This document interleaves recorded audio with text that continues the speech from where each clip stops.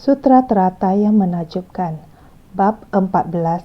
Praktik penuh kedamaian dan kebahagiaan. Sinvasyang Sutra Teratai episode 1441. Melatih perenungan dengan tenang dan memperoleh tanah dari Dharma. Kebijaksanaan dapat membersihkan kotoran dari kerisauan, membuat batin bebas dari noda. Dharma dari kebijaksanaan ibarat air. Sifat hakiki pada awalnya adalah murni, namun dikarenakan akar indera bersentuhan dengan kondisi luar, lalu memunculkan berbagai kesalahan yang menjadi kotoran. Makanya, harus mempergunakan air murni dari kebijaksanaan untuk membersihkan kotoran batin yang datang dari akar indera dan objek indera.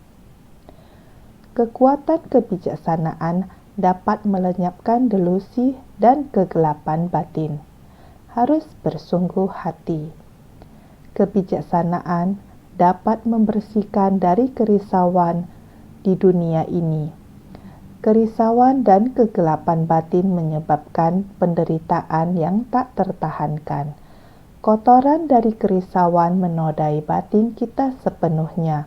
Seluruh batin dipenuhi kotoran kerisauan yang menodai kita. Maka itu, batin kita sifat hakiki semula yang demikian adanya adalah oleh selapis kotoran kerisauan seperti ini, mencemarinya dan telah menutupinya. Sehingga kebijaksanaan dan tata kita tertutupi oleh kerisauan sedemikian rupa. Maka, yang kita butuhkan sekarang adalah kebijaksanaan. Kebijaksanaan ibarat air. Kita membutuhkan air yang bersih dan murni. Maka, sifat hakiki yang pada awalnya bersih dan murni ternoda seperti demikian. Sekarang, jika ingin agar kembali bersinar, ingin memulihkan tata kita, ini harus dicuci dengan menggunakan air kebijaksanaan. Maka, bersentuhan dengan kondisi luar, lalu memunculkan berbagai kesalahan yang menjadi kotoran. Kondisi batin kita demikian setiap hari mengikuti kondisi luar. Batin bersentuhan dengan kondisi luar. Datang seperti ini, mungkin kita sebagai orang awam pergi mengikuti seperti ini, yaitu terus-menerus tercemar oleh begitu banyak kotoran seperti tempat yang kotor. Kita menggunakan selembar kain terhadap meja yang kotor ini, menyekanya, maka kain ini akan ternoda. Ternyata kondisi itu, tempat yang kotor itu, kita telah tercemari oleh proses ini. Prinsip kebenaran dengan hal ini adalah sama. Sentuhan dengan kondisi luar ini, proses yang seperti ini, sehingga kita menjadi tercemar. Jika kain kita ini sudah kotor, harus bagaimana? Maka, harus menggunakan air murni dari kebijaksanaan untuk mencucinya. Hal ini, dengan kehidupan kita sehari-hari adalah prinsip kebenaran yang sangat jelas. Ketika kain sudah kotor, maka harus mencucinya. Ketika pakaian sudah kotor, juga harus mencucinya. Harus diganti dan dicuci. Oleh karena itu, air yang murni sama seperti kebijaksanaan. Kebijaksanaan diibaratkan air murni untuk membersihkan kotoran yang mencemari. Sehingga dikatakan membersihkan kotoran batin yang datang dari akar indera dan objek indera. Membersihkan kotoran dari akar indera dan objek indera kita. Akar adalah 5 akar. Debu adalah 5 kondisi. debu kotoran dari luar, berbagai macam kondisi luar, apapun yang kita lihat, dapat membangkitkan gejolak batin kita. Gembira dengan tidak gembira, ekspresi manusia, kita senang ataupun benci, semua hal ini ada pada akar indera kita terhadap kondisi luar. Kita harus menggunakan kebijaksanaan untuk mengamati kondisi luar. Kita tahu, untuk berpengertian adalah merupakan orang yang memiliki kebijaksanaan. Kita tahu untuk menjauhi ketika melihat sesuatu yang disukai, kita harus dengan segera meningkatkan kewaspadaan agar kehidupan tidak tercemar. Tidak ada sesuatu yang berharga. Barang yang saya sukai, apa gunanya bagi saya? Nilai ini sulit untuk dijelaskan, sama seperti kita di wilayah utara dan tengah. Para bodhisatwa kita, karena ada banyak kegiatan besar, setelah proses mengadakan acara tersebut selesai, komite dan suceng dari bagian utara dan tengah kemudian pulang untuk berbagi kesan. Untuk berbagi tentang kesan batin dan proses tersebut. Setelah itu, semua orang bersuka cita dan hendak pulang. Kebetulan komite dan suceng bagian tengah Taiwan memberikan beberapa benih pohon alami yang dipungut. Karena mereka beberapa tahun ini memungut benih itu untuk dibawa pulang.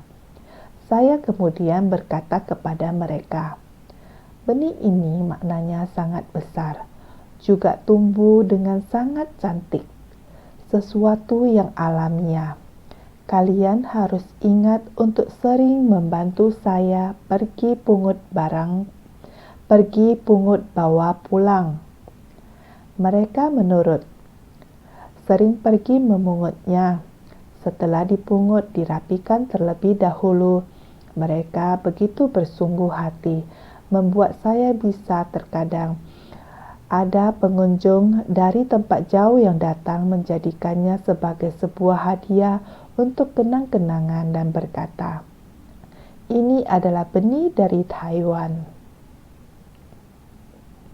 Semua orang bersuka cita, walaupun bukanlah benda berharga, benih yang dipungut dan dirapikan sedikit, keindahan sesuatu yang alamiah.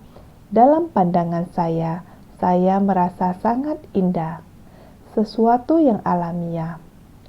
Ini adalah dari satu tumbuh menjadi tiada terhingga. Tiada terhingga berawal dari satu.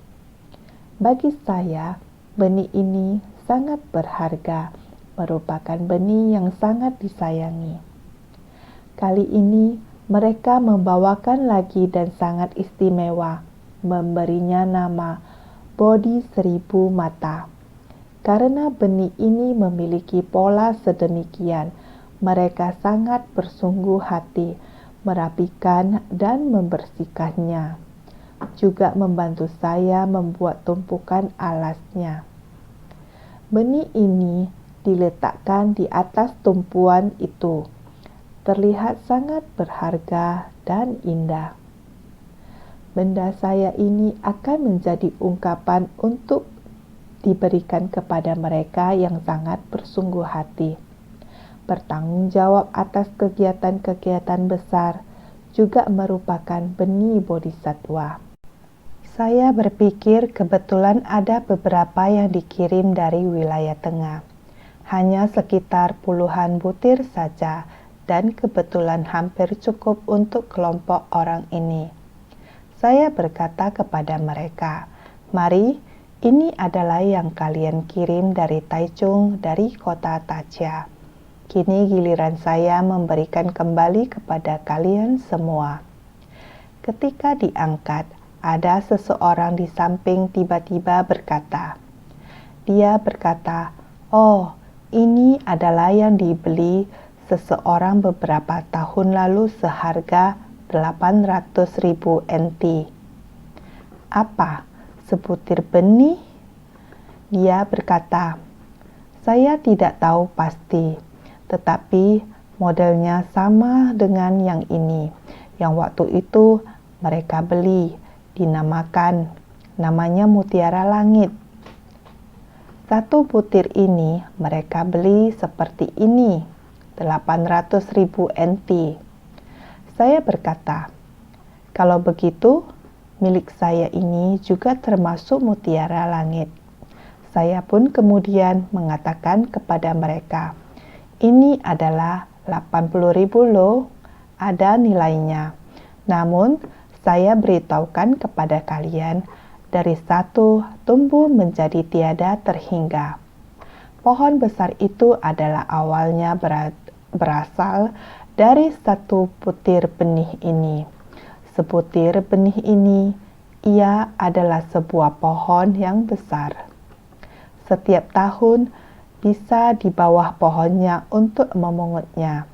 Biasanya di atas tanah, ditendang orang ke sana kemari, sama sekali tidak merasa ada nilainya. Kita menghargainya, semua benda di alam semesta kita hargai. Kita mengumpulkannya setelah melalui dirapikan, terutama karena master menghargainya. Dari satu tumbuh menjadi tiada terhingga, potensinya sangat besar. Sehingga kita harus menghargainya. Kita harus mendaur ulang. Kita akan menganggap benda ini adalah dharma. Ini adalah dharma. Ini adalah perumpamaan yang sering kita lakukan. Tiada terhingga berawal dari satu tumbuh menjadi tiada terhingga. Ini kita harus sangat menghargainya. Ini kita daur ulang kembali, kemudian menghadiahkannya ke semua orang. Hal ini menunjukkan nilai di dunia, objek indera dan kondisi luar. Akar kita, kondisi luar yang terlihat mata kita seperti benih pohon yang jatuh di atas tanah. Kaki semua orang menendangnya ke sana kemari, tidak merasakan apapun, menganggapnya sebagai sampah kemudian disapu dan juga dibuang. Tidak ada orang yang akan menganggapnya bernilai. Dan bagaimana dengan kita? Adakah yang menyadarinya? Saya sering mengatakan benih satu menjadi tak terhingga. Insan suci kita bersungguh hati, memungut beberapa benih untuk diberikan kepada master. Master melihatnya kemudian menggunakan benih-benih ini. Dengan demikian, mereka menjadi sangat berharga, sehingga bernilai. Ini sangat bernilai. Jatuh di atas tanah, menganggapnya sebagai sampah, kemudian disapu, ini menjadi tidak ternilai. Sehingga akar kita, mata yang dapat melihatnya, gerak-gerik kita, serta benda-benda yang alamiah, bagaimana mereka berkembang, bagaimana mempergunakannya, tidak dipergunakan, mereka menganggapnya sebagai sampah. Ini adalah sebersit niat. Maka kita harus memakai kebijaksanaan seperti air. Bagaimana kita menyayangi jiwa dari benda. Jiwa dari benda ini, bagaimana cara kita untuk menghargainya. Jadi ini adalah dapat dikatakan telah disapu menjadi sampah. Dengan bersungguh hati, kita kerap mengatakan, 80.000 loh. Sebenarnya masih menambah satu kalimat, tak bernilai. Benar-benar tidak bernilai. 80.000 itu adalah yang ini? Tidak diketahui. Yang jelas, kita yang menamai mereka. Kita sendiri yang mengatakannya. Sebenarnya, sebutir yang berharga 800.000 NT itu bagi orang itu yang membelinya. Apa gunanya bagi dia? Jika 800.000 NT itu disumbangkan, sudah berapa banyak orang yang dapat kita selamatkan? Butiran seharga 800.000 NT ini. Dia membelinya. Saya yakin dia melemparkannya ke dalam sudut laci, juga bukan tidak mungkin. Bisa saja dia juga sudah lupa. Ini menjadi dia menganggap barang berharga untuk sementara waktu saat lagi populer. Untuk jangka waktu tertentu tak ternilai. Di saat itu. Sekarang di mana? Sekarang bahkan namanya pun sudah tidak terdengar lagi.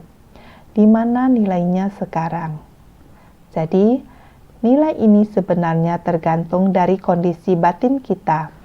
Ketika kita melekat padanya, menghabiskan uang yang begitu banyak untuk membeli sesuatu yang hanya populer sesaat, ini adalah pemborosan. Uang itu dapat digunakan sebagai uang untuk menyelamatkan nyawa yang sangat banyak. Maka itu adalah sesuatu yang berharga. Jadi dikatakan kita menggunakan kondisi batin demikian untuk memahami. Ini adalah membersihkan kotoran batin yang datang dari akar indera dan objek indera. Jika kita mampu untuk memanfaatkannya dengan baik, maka itu adalah kebijaksanaan. Tidak mampu memanfaatkan dengan baik, maka itu adalah sudah memboroskannya. Kekuatan kebijaksanaan dapat melenyapkan delusi dan kegelapan batin. Kekuatan kebijaksanaan dapat melenyapkan sangat banyak ketidaktahuan. Melatih perenungan dengan tenang disebut konsentrasi, artinya secara tenang merenungkan objek yang dihadapi serta melatihnya dengan penuh rasa hormat. Artinya, orang yang berkonsentrasi, esensi dari batinnya berada dalam kondisi hening dan tenang, sehingga dapat berpikir dan merenungkan dengan baik. Jadi, melatih perenungan dengan tenang adalah perenungan yang murni dan tidak ternoda. Juga dinamakan sebagai konsentrasi. Jadi, artinya secara tenang merenungkan objek yang dihadapi, serta melatihnya dengan penuh rasa hormat. Kondisi perenungan dengan tenang kita ini, kondisi perenungan dengan tenang ini, adalah kita sepenuh hati satu tekad menggunakan prinsip kebenaran sangat menghormati langit dan bumi. Kita menelitinya tanpa henti. Prinsip kebenaran ini, prinsip kebenaran dengan fenomena bagaimana menyatukannya. Kita harus baik-baik tanpa henti untuk merenungkannya. Manfaat antara fenomena dan prinsip. Prinsip kebenaran ini, jadi orang yang berkonsentrasi, esensi dari batinnya berada dalam kondisi hening dan tenang. Batin kita harus dalam kondisi hening dan tenang, sehingga kita dapat berpikir dan merenungkan dengan baik, dapat memikirkannya, dapat membedakannya dengan baik. Baik-baik mempertimbangkannya untuk merenungkan prinsip kebenaran ini. Dapat membeda-bedakan pengetahuan adalah tahu bagaimana membeda-bedakan benar salah. Kebijaksanaan adalah kebijaksanaan dengan pandangan penuh kesetaraan. Dia bisa berpikir dengan teliti, mampu membedakan dengan baik. Prinsip kebenaran yang terkandung di dalam ini jadi konsentrasi adalah terjemahan dari samadhi, artinya batin terpusat dan berdiam dalam keheningan dan ketenangan, jauh dari segala gangguan. Satu hati dalam meneliti hakikat kebenaran daripada benda adalah meditasi. Dengan pikiran jernih pada satu objek adalah samadhi. Dengan samadhi, dua kata ini setelah diterjemahkan artinya sangat banyak ada hubungannya dengan kondisi batin kita. Perenungan dan konsentrasi Kondisi batin hening dan jernih ini semuanya adalah esensi dari batin kita, sifat hakiki kita yang pada dasarnya murni. Karena tercemar dari lingkungan luar membuat batin kita bersentuhan dengan kondisi luar yang menimbulkan kegelapan batin. Batin kita semua adalah esensi batin yang begitu konsentrasi, begitu hening dan tenang. Ia dapat memiliki kebijaksanaan yang cukup, mampu berpikir dan merenungkan konsentrasi dengan baik, merenungkan prinsip kebenarannya yang terkandung di dalamnya dengan baik. Oleh karena itu, konsentrasi meditasi adalah disebut sebagai samadhi. Samadhi diterjemahkan yaitu artinya batin terpusat dan berdiam dalam keheningan dan ketenangan, yaitu tidak terpisahkan dari semua ini, jauh dari segala gangguan. Hati kita sering naik turun dan tidak stabil, selalu berpencar-pencar dan kacau. Bagaimana kita harus membuat hati agar bisa tenang, berdiam dalam kondisi yang tenang dan jernih itu?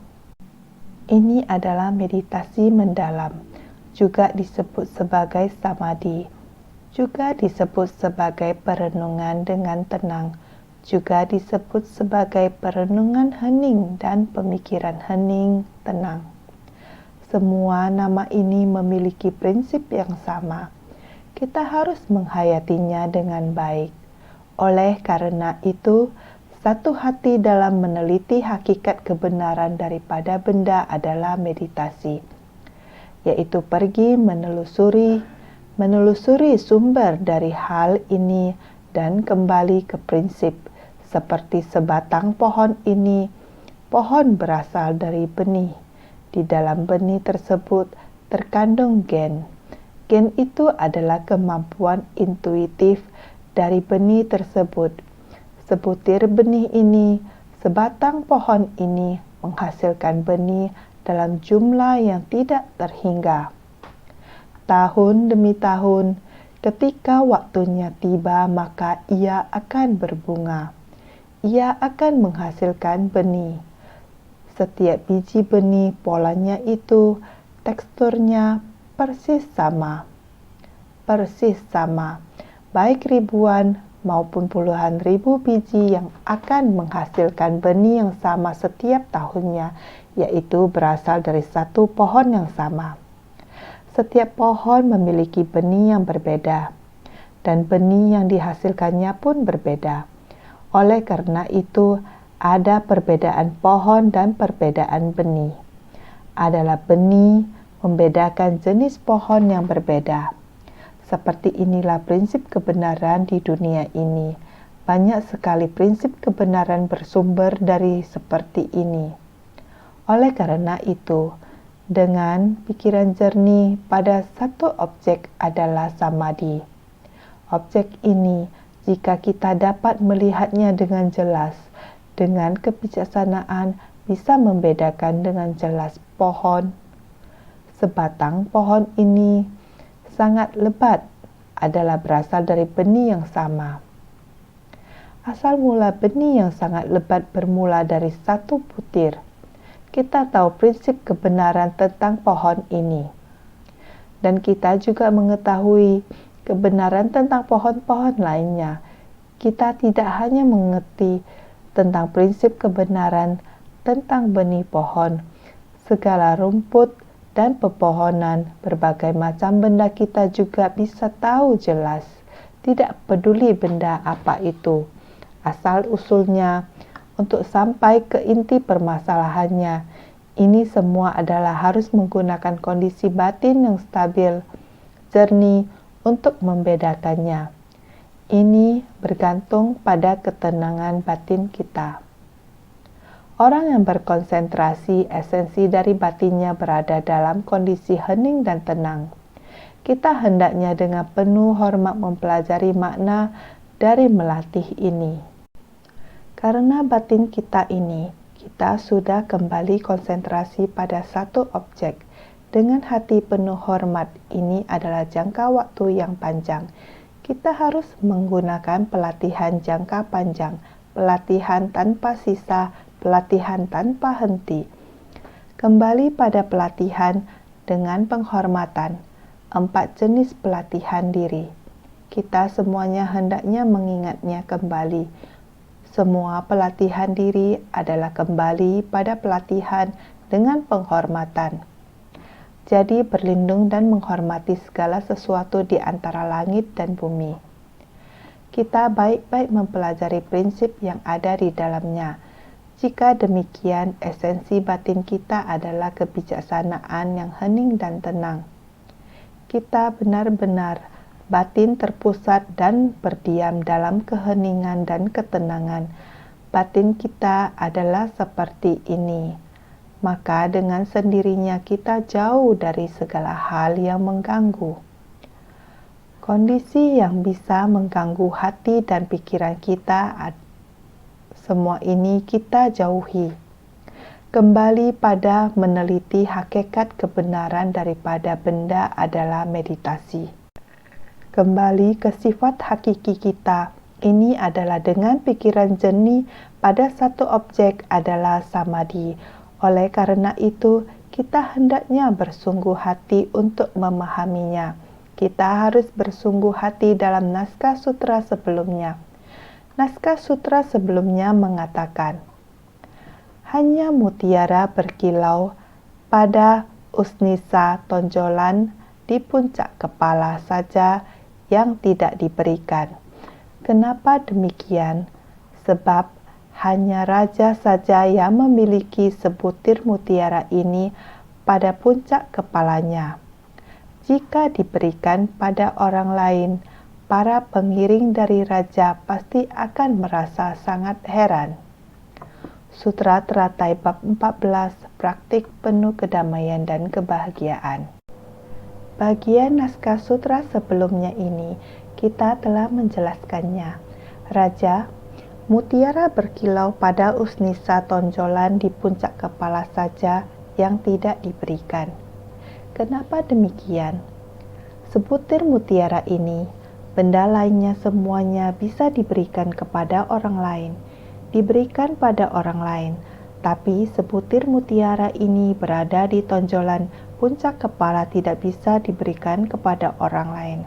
Kita juga telah menjelaskannya, karena jika mutiara ini semudah itu diberikan kepada orang lain, para pengiring raja akan merasa sangat heran, karena berdasarkan kapasitasnya, apakah memiliki kualifikasi yang pantas untuk dapat menerimanya?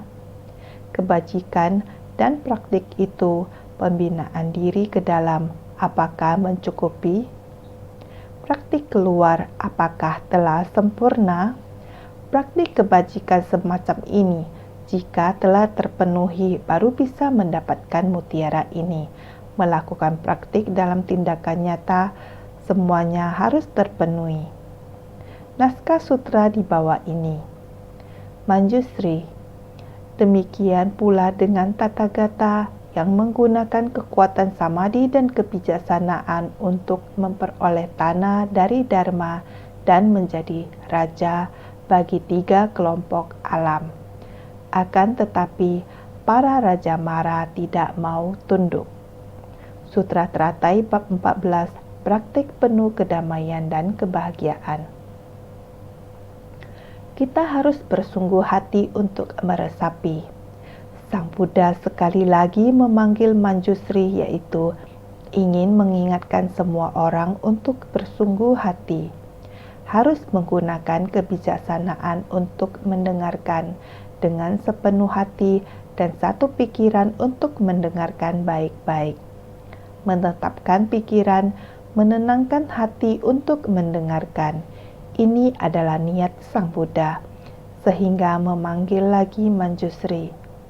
Bodhisattva Manjusri adalah perwakilan dari kebijaksanaan, sama dengan Sang Buddha yang lagi memanggil. Semuanya kebijaksanaan kalian harus ditingkatkan. Manjusri, demikian pula dengan Tathagata yang menggunakan kekuatan samadhi dan kebijaksanaan. menggunakan samadhi dan kebijaksanaan, dua jenis kekuatan dari pembinaan diri, secara berurutan sesuai dengan 6 perumpamaan di bawah Tathagata. Ini sesuai dengan perumpamaan dari penaklukan negeri-negeri lain. Demikian pula dengan Tathagata yang menggunakan kekuatan samadhi dan kebijaksanaan. Samadhi ini, kebijaksanaan, adalah dua jenis kekuatan dari pembinaan diri. Ini juga merupakan perumpamaan yang telah kita bicarakan di atas. Ada 6 macam perumpamaan. Tathagata adalah perumpamaan. Ada 6 macam perumpamaan Tathagata adalah merupakan perumpamaan. Permulaannya ada. Perumpamaan dari penaklukan negeri-negeri lain.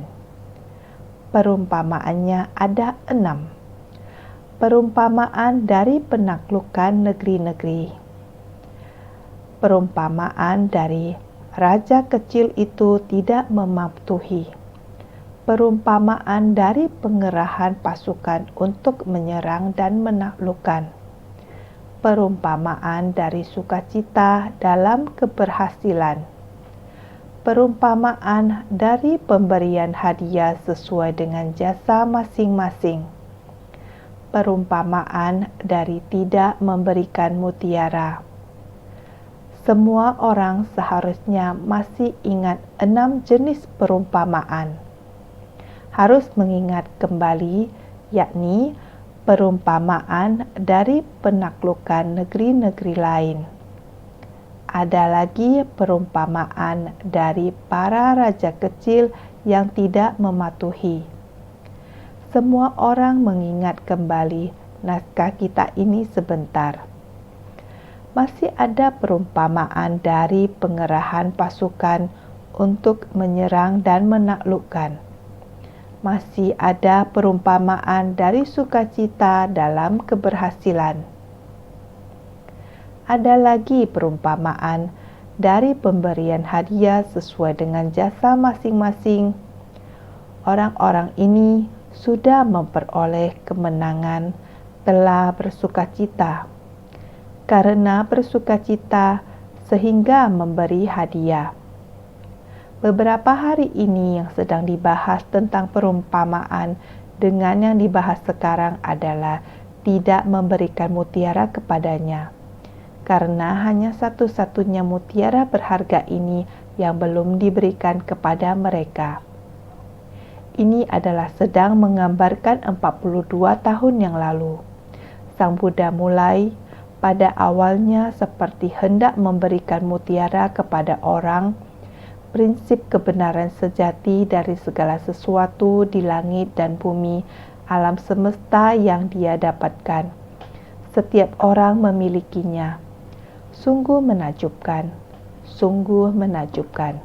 Semua orang seharusnya ingat, setiap orang memilikinya, namun ingin membuat semua orang tahu. Setelah hati tenang, menganalisa apakah orang-orang ini bisa menerimanya. Itu tidak mungkin. Jika tidak mungkin bisa menerimanya, malahan sebaliknya bisa membuat mereka melukai akar kebijaksanaan mereka. Jadi setelah mempertimbangkan, memutuskan, membuka metode sementara, yakni menggunakan metode sementara ini. Ini adalah metode terampil. Membuka pintu terampil. Memulai dari penderitaan, sebab penderitaan, lenyapnya penderitaan, dan jalan menuju lenyapnya penderitaan. Semua orang tahu akan proses ini dari agama dan Waipulia, kemudian prajna, dan lain-lain. Demikianlah jalan yang dilaluinya. Hingga terakhir yang ingin dibabarkan itu adalah Sutra Teratai. Sutra Teratai adalah kembali ke Awatamsaka. Awatamsaka adalah kondisi yang didapatkan saat Sang Buddha dalam samadhi, terdapat dewa dan manusia, Bodhisattva agung. Di tengah kondisi yang tenang itu, pembabaran Dharma tentang kondisi batin itu, ini adalah awatamsaka. Adalah pembabaran Dharma tentang kondisi batin. Namun berikutnya, kita harus menggunakan metode terampil terhadap manusia. Dunia manusia adalah dengan agama, Waipulia dan Prajna. Metode periode-periode ini terus sampai akhirnya 42 tahun kemudian mulai mau mengungkapkan harapan mendasar. Mengungkapkan harapan mendasar ini adalah Dharma sejati yang terakhir. Dharma sejati terakhir ini seharusnya adalah hendak saatnya memberikan satu mutiara berharga ini. Namun ini ada di Sutra Teratai. Masih belum habis dibabarkan, oleh karena itu hanya memuji saja, menaklukkan semua negara, pelan-pelan semuanya melatih diri, mengikis kerisauan batin. Tentara marah, bagaimana datangnya, kamu harus menggunakan pasukan yang bagaimana untuk menghalanginya.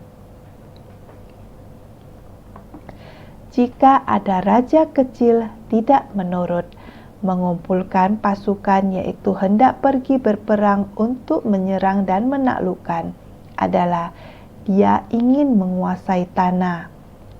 Kita harus mengirimkan pasukan lagi, pergi merebut kembali tanahnya. Oleh karena itu, mengirim pasukan untuk menaklukkan sudah mendapatkannya kembali. Lahan batin yang murni ini, lahan batin tidak tercemar, yang mencemari kita sudah dikikis. Kemurniannya sudah kembali. Ini diumpamakan ada pahala. Telah bekerja keras kita mendapatkan kembali lahan batin kita yang murni. Jadi semuanya bersukacita. Jadi dinamakan penuh dengan sukacita dalam Dharma. Setelah kita menggunakan Dharma ini dan melihat hasilnya, kita akan merasa sangat sukacita. Oleh karena itu, selama beberapa waktu ini kita sering mengatakan bersumbangsi tanpa pamrih. Saat melihat orang terselamatkan, kita tidak memohon apapun, kita mendapatkan sukacita. Ini dinamakan sukacita di dalam Dharma. Jadi, sukacita dalam keberhasilan. Perlahan-lahan kita akan semakin mendalami hakikat dari Dharma ini. Jadi, pemberian hakikat sesuai dengan jasa masing-masing. Kita perlahan-lahan telah memahami bahwa Sang Buddha membuat Dharma ini, memulai Dharma kendaraan tunggal, telah mengumumkan kepada semua orang kereta lembu putih besar. Awalnya memberitahukan ada 3 kereta, kemudian menjadi sisa 1 kereta, seperti di dalam rumah terbakar. Dengan segera memanggil mereka keluar. Ini adalah metode terampil. Kemudian sampai di bab perumpamaan anak miskin, pada awalnya tidak memiliki apapun, sampai mengizinkan dia membuka gudang mustika. Gudang mustika membuat dia melihat benda berharga, kemudian juga memberi petunjuk kepadanya. Di kemudian hari benda berharga ini akan menjadi milikmu. Satu persatu cerita ini menggunakan fenomena sebagai perumpamaan. Meminjam permasalahan untuk menjelaskan prinsip kebenaran. Menggunakan fenomena sebagai perumpamaan, ini adalah metode yang harus kita gunakan. Sebetulnya, ini seperti kita di tahun 1999, tanggal 1 Juni, ketika Kosovo sedang dalam kekacauan. Saat itu, kita pergi untuk membantu imigran di sana. Para dokter kita, bagian misi amal kita pergi bersama. Lamanya mencapai sekitar 5 atau 6 bulan. Dengan waktu yang demikian lama, di tempat itu melakukan apa saja. Di tempat itu melakukan pembangunan bagi mereka, yakni 3 buah pusat layanan kesehatan, 27 klinik kesehatan, merampungkan semua ini di tempat itu dalam kurun waktu 5-6 bulan. Ini adalah di dunia. Kekacauan di negara semacam ini, para imigran mulai melarikan diri ke berbagai arah. Di saat itu sudah mulai ada banyak sekali imigran, jumlah yang sangat besar. Ini terjadi sebelum Suriah menjadi seperti sekarang ini, yaitu di tahun 1999. Pada tahun itu terjadi gelombang besar imigran melarikan diri dari Kosovo ke segala arah. Benar-benar sangat menderita ketika itu. Di negara tersebut banyak tempat yang telah ditinggalkan. Bahkan klinik kesehatan juga tidak beroperasi lagi. Jadi, setelah Perang Saudara, selama hampir 10 tahun situasi memburuk secara drastis, menyebabkan imigran sejumlah 2,3 juta orang. Para imigran terus saja melarikan diri dari negaranya. Seluruh negaranya sudah rusak parah. Di sana terdapat puing-puing, tempat pelayanan kesehatan, semua sudah hancur. Sehingga kami pergi membantu mereka memulihkan fungsi pengobatan medis di negara itu, agar memperoleh kembali stabilitas di sana. Para imigran saat itu juga demikian. Di negara-negara tetangga ada banyak sekali tempat. Sebenarnya pada saat itu secara berturut-turut ada beberapa negara. Kita juga sudah pernah bantu, apakah itu Kosovo, ataupun Yugoslavia, ataupun Bosnia, ataupun Serbia. Ternyata hal ini sudah tercatat di dalam sejarah, dalam buku tahunan suci. Ternyata dulu kita dengan para pengungsi ini, kita menolong mereka. Hanya ini satu persatu telah terjadi. Jadi bisa dikatakan di dunia ini ada seperti ini antar negara.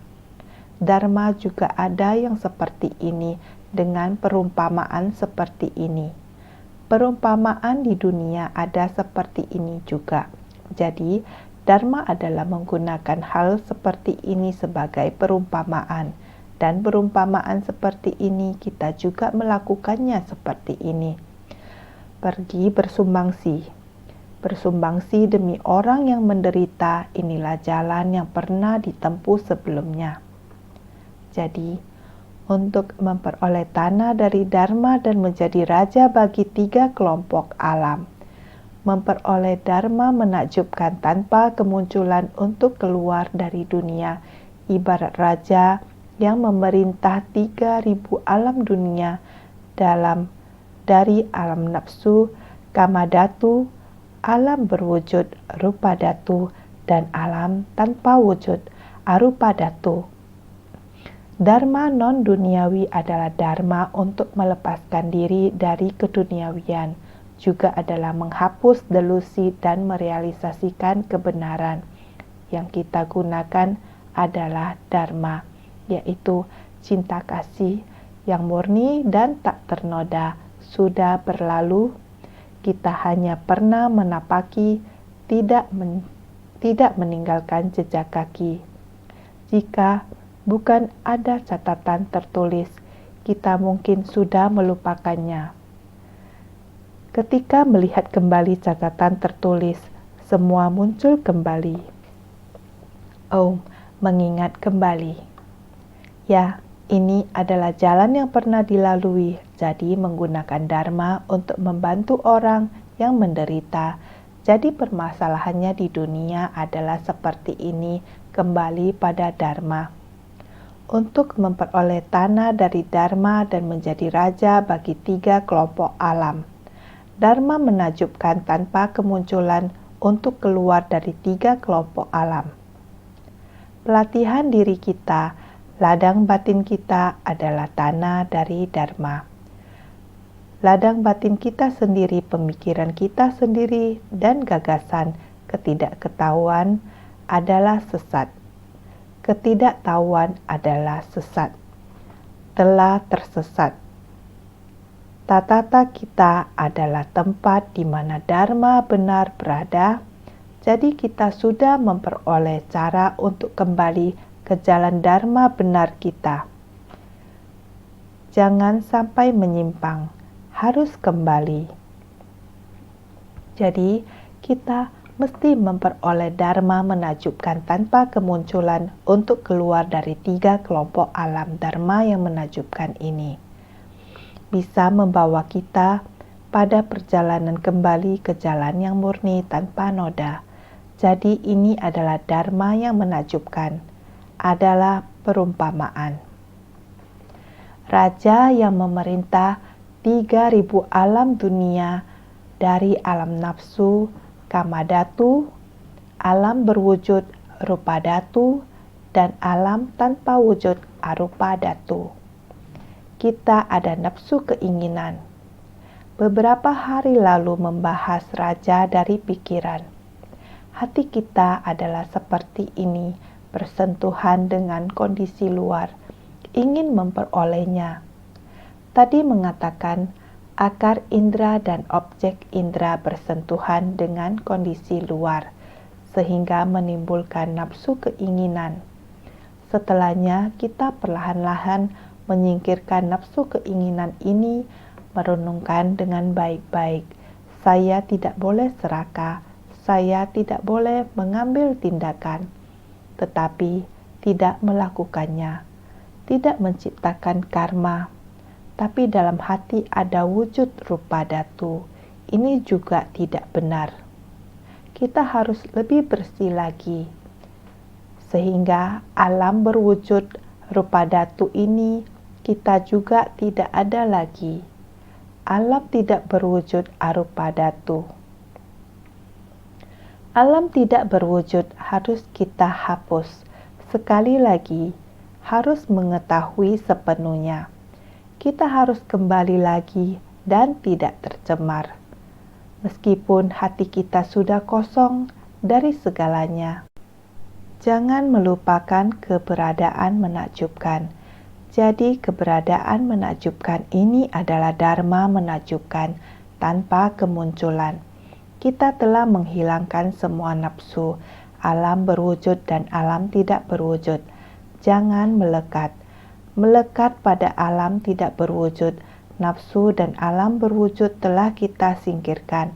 Tentu saja tidak ada kemelekatan. Tetapi bahkan termasuk alam tidak berwujud itu, kita juga tidak perlu melekat padanya. Kita memiliki Dharma terkondisi dan Dharma tidak terkondisi. Kita harus sangat jelas. Ini disebut Dharma yang menakjubkan. Ini disebut Dharma non-duniawi adalah Dharma untuk melepaskan diri dari keduniawian, juga adalah menghapus delusi dan merealisasikan kebenaran. Semua kegelapan batin dan kerisauan itu bukan hanya jangan dipikirkan dan juga tidak melakukan tindakan. Bukan hanya tidak memikirkan, tidak melakukan tindakan. Kita kemudian kembali lagi ke sifat hakiki kita. Kita masih memiliki begitu banyak delusi yang belum terselesaikan. Maka kita perlu masuk ke dalam masyarakat untuk berlatih. Berlatih hingga mampu masuk ke dalam, namun tidak mendapatkan rintangan, tidak tercemar. Cara seperti ini, maka ladang dalam hati kita, bagaimana cara raja batin kita untuk dapat menjaga dengan teguh sebidang kita ini. Ladang batin dalam hati kita bagaimana kita dapat menjaganya dengan teguh. Maka, raja ini memiliki berbagai macam pasukan, seperti pasukan gajah, kuda, kereta, dan berjalan kaki. Ada pasukan gajah. Raja ini memiliki berbagai macam pasukan seperti pasukan gajah, kuda, kereta, dan berjalan kaki. Sedangkan Buddha memiliki jenderal-jenderal seperti makhluk luhur dan makhluk suci. Dinamakan orang yang memiliki keluhuran dan kemampuan, juga dinamakan orang yang luhur dan bajik. Bajik makanya memiliki moral kebajikan, mampu makanya memiliki kebijaksanaan. Dikarenakan dilengkapi dengan kebijaksanaan dan moral kebajikan, makanya dinamakan manusia luhur. Di zaman kuno, di masa Buddha saat sedang berperang, di zaman itu saat sedang berperang selalu mengerahkan gerombolan gajah ataupun kuda ataupun kereta. Ini semua tidak sama. Semuanya bisa digunakan dalam medan perang, ataupun prajurit yang berjalan kaki juga tidak memberinya gajah, juga tidak memberinya kuda. Hanya seluruh kelompok mengikuti kuda, mengikuti gajah. Jenderal besar duduk di atas kuda, mengendarai gajah, tapi prajurit yang berjalan kaki. Semua prajurit harus dengan berjalan, dengan berlari. Prajurit berjalan kaki seperti ini. Berbagai macam jenis prajurit juga ada. Ini semua lengkap dimiliki oleh raja. Para prajurit dan jenderal ini, seperti perumpamaan Buddha memiliki makhluk luhur dan makhluk suci. Para jenderal ini, makhluk luhur dan makhluk suci memiliki gajah dan memiliki kereta kuda. Prajurit lainnya harus dengan berjalan kaki untuk menyerang. Jadi dinamakan orang yang memiliki keluhuran dan kemampuan, yaitu orang yang luhur dan bajik, yaitu orang luhur sangat memiliki kemampuan, memiliki kebijaksanaan, juga sangat baik hati. Ini dinamakan luhur. Karena bajik, makanya memiliki moral kebajikan, karena dia bajik dan baik hati. Jadi, dia selalu menjaga akar dari kebajikan, jadi mampu, makanya memiliki kebijaksanaan. Karena dia bukan hanya memiliki kebajikan, memiliki moral, dia juga mempraktikkannya dalam tindakan nyata, bisa membedakan yang baik dan jahat. Jadi dilengkapi dengan kebijaksanaan dan moral kebajikan. Dinamakan manusia luhur. Ini adalah dikarenakan memiliki kepintaran dan juga memiliki kebijaksanaan. Memilih hal yang baik untuk dilakukan, hal yang tidak baik disingkirkan.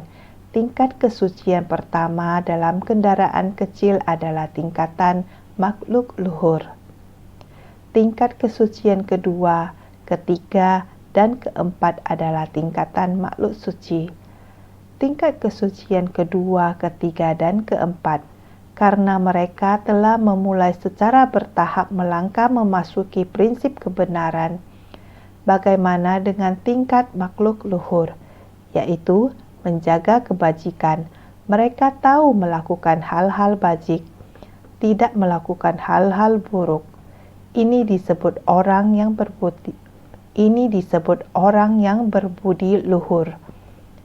Jika maju selangkah untuk melakukan pelatihan diri dan memahami prinsip kebenaran, akan memasuki tingkatan makhluk suci.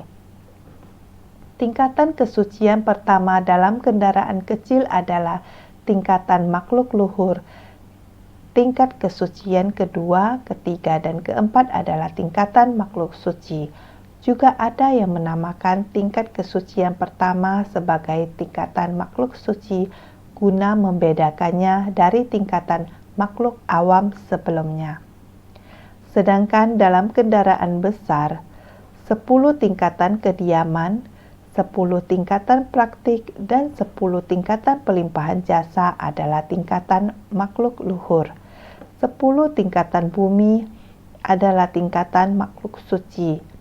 Kita membedakan tingkatan makhluk luhur sebelumnya dengan makhluk suci. Dalam kendaraan besar kediaman, praktik, dan pelimpahan jasa yaitu 10 tingkatan kediaman, 10 tingkatan praktik, dan 10 tingkatan pelimpahan jasa. Ini semua adalah tingkatan makhluk luhur. Jika mencapai 10 tingkatan bumi disebut tingkatan makhluk suci. Jadi, para Raja Mara tidak mau tunduk. Ini menunjukkan sebagai perumpamaan dari para raja kecil tidak mematuhi. Inilah sesuai dengan perumpamaan.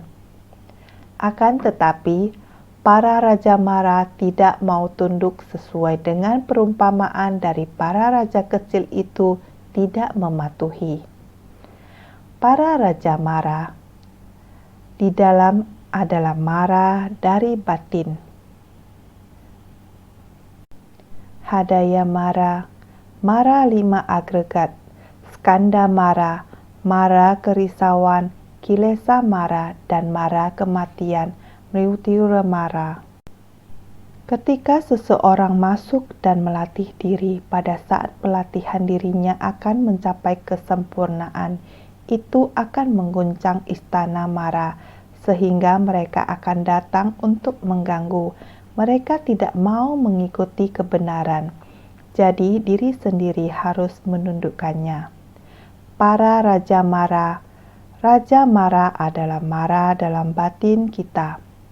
Mara 5 agregat, mara kerisauan, dan mara kematian, ini semua disebut mara. 5 agregat ini semua orang mengetahui rupa, perasaan, persepsi, dorongan pikiran, kesadaran. Ini semua disebut 5 agregat. Semua ini adalah kerisauan. Kehidupan manusia, lahir, menua, sakit, dan mati, ini adalah hal yang paling mengancam manusia. Jadi, ketika seseorang masuk dan melatih diri, kita harus menapaki jalan ini, harus terus maju ke depan. Pada saat pelatihan dirinya akan mencapai kesempurnaan, itu akan mengguncang istana Mara. Buddha Sakyamuni menaklukkan para Raja Mara melalui pelatihan diri, karena ketika dia melakukan pelatihan diri saat akan mencapai kebudaan, semua kerisauan dan ketidaktahuan muncul di hadapannya. Dia harus menaklukkan satu persatu karena kebiasaan masa lalunya di dunia. Semua muncul keluar, dia harus menaklukkan semuanya. Maka dikatakan mengguncang istana Mara. Demikianlah para Mara muncul dalam batin sangat bergelora, berjuang keras pada saat itu sehingga bila kita mengatakan lagi duduk bermeditasi, suatu duduk dengan hening tiba-tiba banyak fenomena benar-benar tak terkontrol oleh diri sendiri. Demikian muncul satu persatu. Bila tidak hati-hati, dari sini akan mengikuti jalan sesat dan kerasukan iblis. Inilah bahayanya. Buddha telah memasuki sisi kesadarannya dan dia bisa menjinakkannya. Ini adalah dari kehidupan ke kehidupannya. Kekuatan otoritas yang ditempanya sehingga mereka akan datang untuk mengganggu.